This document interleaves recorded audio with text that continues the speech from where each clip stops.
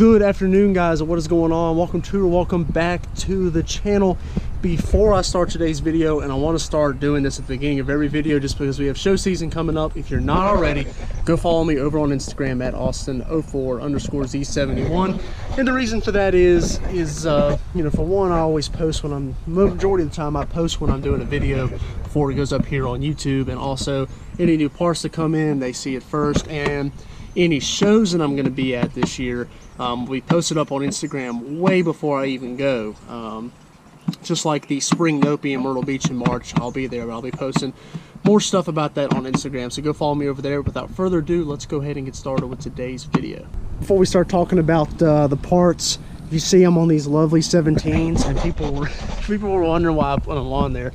I almost wanted to do a video talking about how I got rid of my forged wheels just because of the hate on them. You know, some people don't like the big wheels or the polished aluminum look, or chrome as they call it. Not actually chrome, the polished aluminum, but look, I get it. It looks the same. But they're on here just because of the winter time and the salt on the roads. We got snow coming this week, so there's no sense in those things getting all ate up with salt. And actually the truck's more fun. If you guys didn't see the last video where I did the first pulls, I did pulls on these and I did pulls on the 35s to show you how it ran. And the truck's a lot more fun to drive around with on these tiny little tires.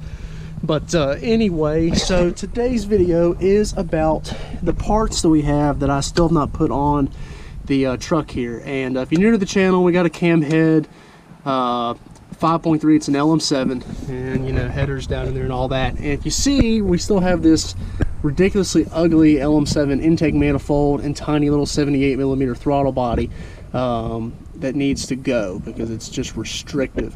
And we already tried to put the one I have on there, which I'm going to take you guys in and show you guys the new fuel rails and everything. But we went to put the new intake manifold on it and found out the modification we were going to have to do on the fuel rails we really didn't want to do, so we just kind of, you know, trashed that idea. I think that what we have in there will work with this fuel line setup and everything, but I still got to do a little bit more research. But I bought them anyway. They weren't that much money. But I'll take you guys into the garage here and I'll show you guys what we've got. Alright, so if you guys have been keeping up with the videos, you know I've got the Trailblazer SS intake manifold and the 90mm LS3 throttle body. Now, since we've done the video on this, I did get the X-Link harness in here. Now, if you're not familiar with what this is for, if you see there's 8 pins down in there. I think there's only there's 6 right there. So you see, you've got to buy the adapter to be able to run this throttle body with the harness in my truck. So that came in, so we were able to run this throttle body, because before we were going to have to use, until I got that, we were going to have to use an adapter plate, but we don't have to use that anymore. And if anybody's interested in this adapter plate, as long as everything works out good with that throttle body, I'll sell this adapter plate. It's like, I want to say it was like 50 or 60 bucks from Summit. I'll cut somebody a deal. This will allow you to run a factory 3-bolt throttle body on a 4-bolt intake manifold. So if you got like the fast intake manifold or the Trailblazer one, you wouldn't have to spend, you know, $100-something on a throttle body, another $200-something on the harness. You would be able to just run an adapter plate and keep your throttle body.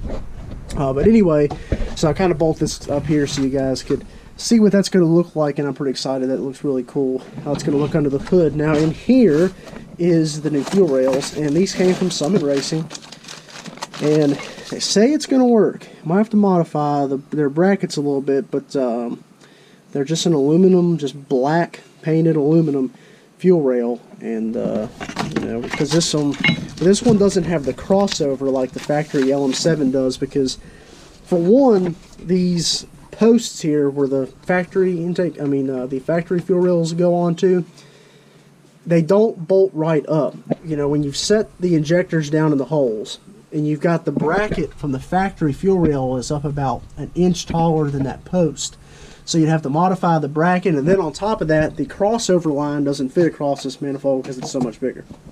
So that's why I went the route of getting the different fuel rails. Now, some people were asking about the injectors and concerning about maxing out the factory injectors. Well, that's not a problem. If you guys have been here since before the build, you know I've got bigger injectors. These are from Fast. These are 39-pound injectors. and opening in the bag here. So we're going to be okay. If we end up maxing out those injectors on the next dyno, we'll put these in here. Now, speaking of the next dyno, hopefully as soon as I get this intake manifold on there, I can give my guy a call down there in Greensboro, and we can get back down to the dyno and get the new numbers, since, you know, I fixed the cam timing and all of that. So the biggest thing we're waiting on is just putting this intake manifold on, and then it can go back to the dyno. I mentioned talking about doing it after the converter, but it might be a while before we get to that, so we might as well just go ahead and take it back down there and get it tuned to run right. Especially, I'm concerned about it being a little bit too lean anyway with this much air, so it needs to go down there pretty soon after we put that intake manifold on it. So that's about the gist of the performance parts, and hopefully within the next week we can get that put on. I'm pretty sure I got everything we need to do it, so stay tuned on that. Hopefully we'll be putting that on here soon. Now over here, you probably saw when I was showing the fuel rails, is a brand new brake caliper, and the reason for that is the truck has never had great brakes. It's always just not been that great, and especially now it seems like the bleeder screws are seized inside of the calipers on there now, so I cannot bleed the brakes, and that's not good. So we'll get brand new calipers. The pads need to be replaced, so I might as well just go ahead and go the full route with rotors and pads. And if you see here, I got nice drilled and slotted rotors. Figure if we're going to make this power, well, you might as well be prepared to shut it down, because hopefully, if everything goes right, I'd really like to take the truck to an 1/8 or a 1/4 mile track and just get a time for fun. I think it'd make a really cool video to do a run and see what it does.